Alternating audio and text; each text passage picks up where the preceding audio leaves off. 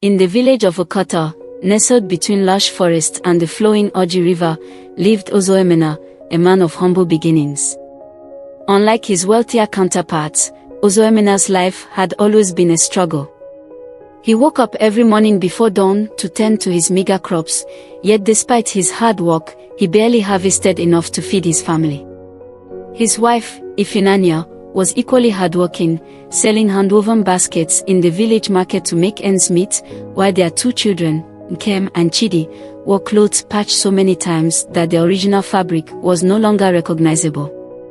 Yet, in their poverty, they found solace in each other's love and support. Though Ozoemena's life was tough, his heart remained good. He was known throughout the village as a man of integrity, always willing to help others even when he had little to give. However, as seasons came and went with little improvements in his fortune, Ozoemena began to feel the weight of his hardship. The pain of watching his children go to bed hungry and his wife sacrifice her few possessions to keep them afloat began to gnaw at his spirit. One day, as the sun beat down mercilessly on his brow, Ozoemena decided to clear a rocky portion of his farmland in the hopes that maybe, just maybe, the soil beneath could yield better crops. As his hoe struck the hard earth, he heard a sharp clang. Startled, he bent down to investigate. After clearing away the dirt, he uncovered a strange object, a large, ancient clay pot buried deep in the soil. It was unlike anything he had ever seen before, with intricate carvings that seemed to shimmer faintly in the sunlight. Confused but intrigued, Ozoemena wiped the sweat from his brow and carefully unearthed the pot, holding it up to the light. It was heavy and felt oddly warm to the touch. There was something otherworldly about it, as though it had been placed there deliberately, waiting for someone to find it. When he brought the pot home, Ifunanya was equally fascinated. "Perhaps it's a relic from our ancestors," she said, running her fingers over the carvings. "We should keep it, maybe it holds some kind of value." That night, after putting the children to bed, Ozoemena sat by the fire, gazing at the pot. He couldn't shake the feeling that it was calling to him, urging him to uncover its secrets. Unable to resist the temptation, he whispered softly to it, "What are you? Why have you come to me?" Suddenly, the carvings on the pot began to glow, emitting a soft, golden light that filled the small hut. Ozoemena's eyes widened in disbelief as a deep, mysterious voice echoed from within the pot. "He who possesses me shall never know poverty again, but know this, the riches I give must be used wisely. Greed will be your downfall.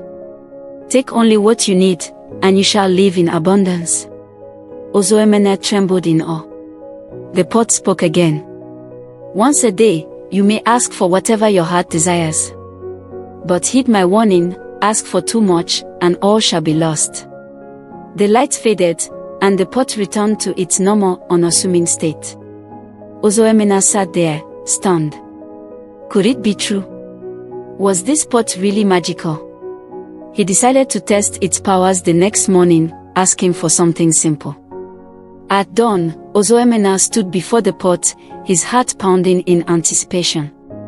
"Please," he whispered, "provide enough food for my family for today." In an instant, the pot began to hum and shake.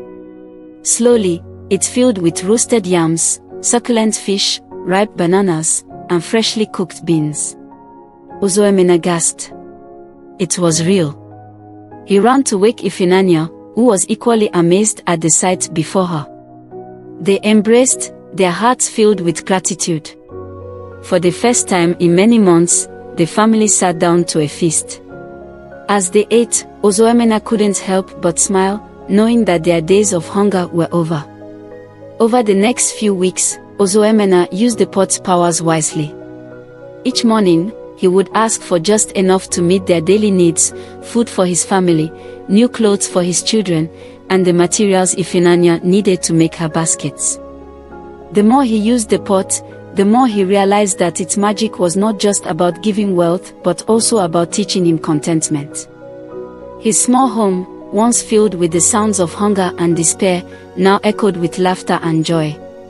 As time passed, Ozoemena began to share his fortune with the villagers. He donated food to those in need, helped repair broken houses, and even paid the school fees for orphan children. The village of Okoto, once struggling with poverty, began to thrive, all thanks to Ozoemena's mysterious generosity. But despite his newfound wealth, Ozoemena never revealed the secret of the pot, not even to his closest friends. The village elders soon took notice of Ozoemena's transformation. They invited him to sit with them during council meetings, and his voice was respected. Ozoemena's fame spread far and wide, and soon people from neighboring villages came to seek his advice. To everyone, it seemed that Ozoemena had found favor with the gods. But as with all things, the human heart is never satisfied for long. Though Ozoemena was living a comfortable life, whispers of ambition began to stir in his heart. One evening, while sitting by the fire, he thought, if this pot can give me enough to live well, what's stopping it from making me the richest man in all the lands? Why shouldn't I have more? The next morning, Ozoemena approached the pot with a new request. His voice trembled with anticipation as he said, I want gold, enough to fill my house. I want a mansion, larger than any in the village, and I want to be known as the wealthiest man for miles around. The pot remained still, and for a moment, Ozoemena feared that its magic had faded. But then, the carvings on the pot glowed brightly, more intensely than ever before. The pot began to tremble violently, and the mysterious voice boomed once more. You have forgotten the lesson of humility. Greed has clouded your heart. From this day forth, my magic is no longer yours. Before Ozoemena could react, the pot shattered into pieces, sending shards of clay scattering across the ground. The golden light disappeared, leaving the house in darkness. Ozoemena fell to his knees, horrified by what he had done. The riches he had once enjoyed were gone. His house, once filled with abundance, now felt empty. Word of Ozoemena's misfortune spread quickly through the village.